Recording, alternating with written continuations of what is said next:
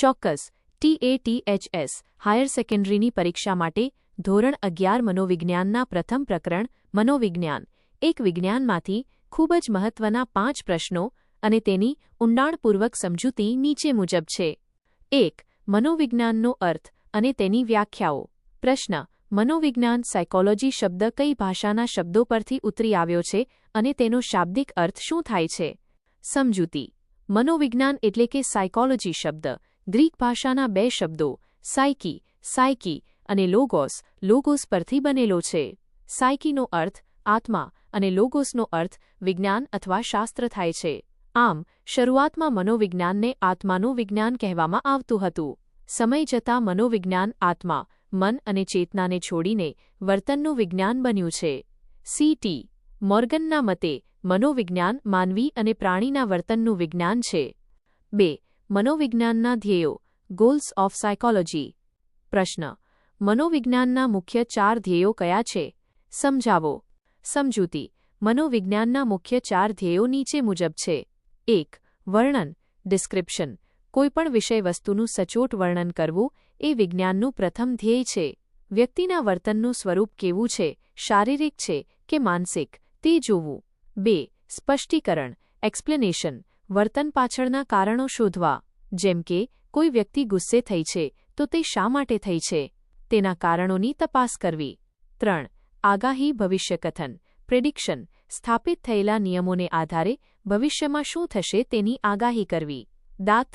બાળકની આજની કસોટીના ગુણ પરથી તેની બોર્ડની પરીક્ષાના પરિણામની આગાહી. 4. નિયંત્રણ કંટ્રોલ. પ્રસ્થાપિત નિયમો દ્વારા નુકસાનકારક વર્તનને રોકવું અથવા તેમાં ફેરફાર કરવો. દાત.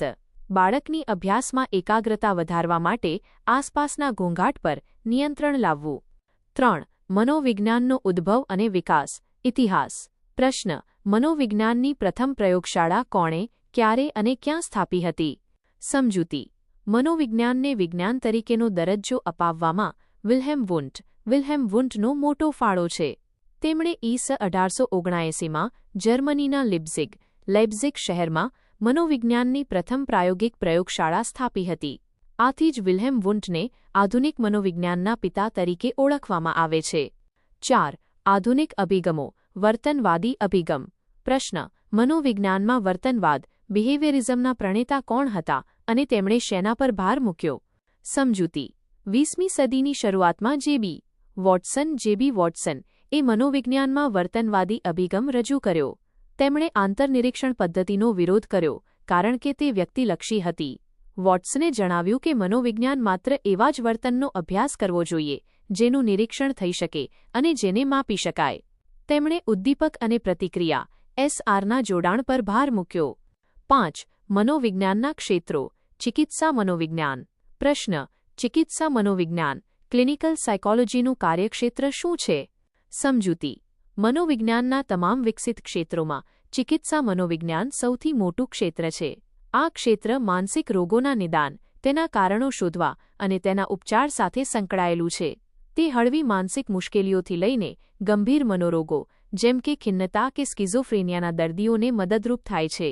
આમાં મનોચિકિત્સક સાયકાઇટ્રિસ્ટ અને ચિકિત્સા મનોવિજ્ઞાની ક્લિનિકલ સાયકોલોજિસ્ટ સાથે મળીને કામ કરે છે.